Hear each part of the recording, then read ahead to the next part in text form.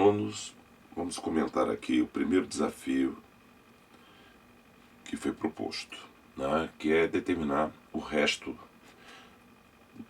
da divisão por 3 do número 17 elevado a 2023.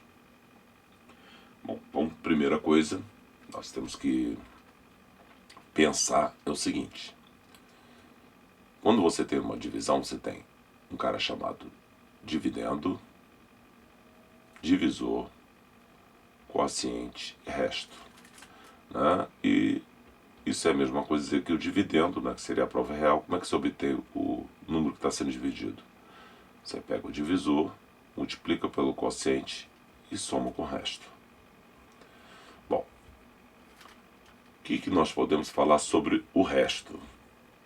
Ora, o resto, obrigatoriamente, ele pode ser zero, quando a divisão é exata. Mas ele tem um limite, uma unidade a menos que o divisor. Né?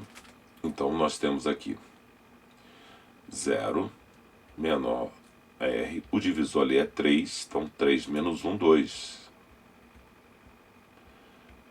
Tratando-se de números naturais, eu estou querendo dizer que os possíveis candidatos a resto é 0, 1, 2. Né?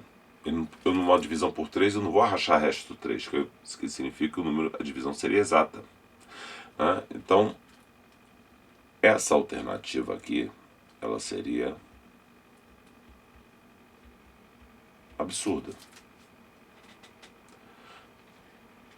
Bom, para ser resto, uma divisão ser resto zero, significa que a divisão é exata.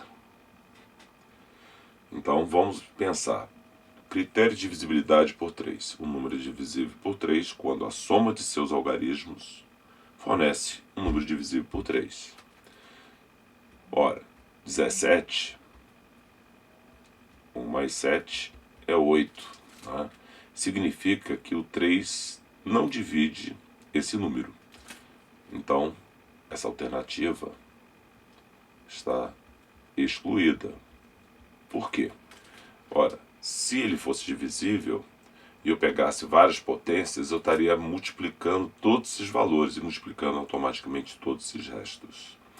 Né? Então, qualquer potência de um número divisível por 3 vai ser divisível por 3. Né? Vamos agora entender um pouquinho do que está escrito aqui. Dividendo é igual a divisor, quociente, mais resto.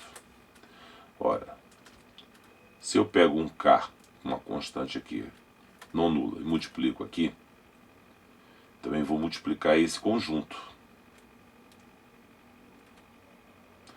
Então, vou multiplicar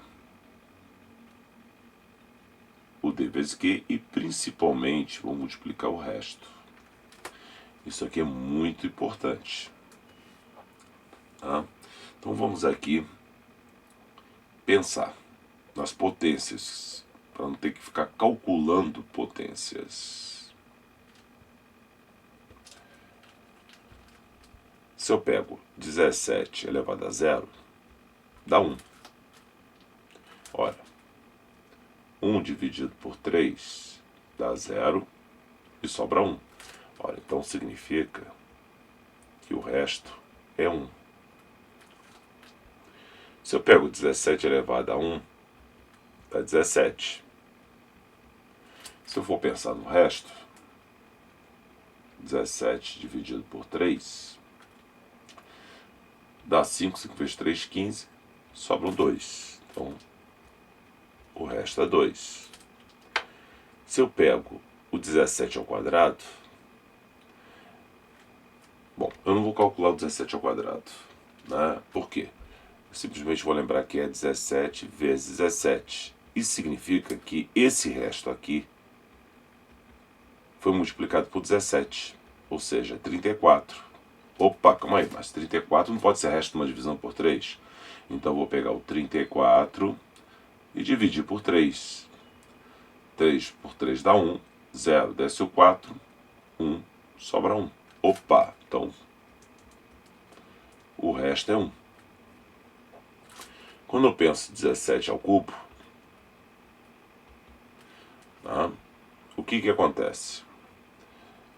Eu poderia calcular 17 ao cubo, mas na verdade vai ser 17 ao quadrado vezes 17, né? É a potência anterior multiplicado. Ora, isso significa que eu estou pegando o resto, que era 1, e multiplicando por 17. Mas resto 17 não pode. E nós já fizemos a resto 2. Então, existe uma sequência, um padrão. 1, 2, 1, 2. Se eu continuar, vou ver que esse padrão vai se repetir. O interessante é que quem gerou o resto 1 foi 0, 2. Quem forneceu o resto 2 foi potência 1, potência 3.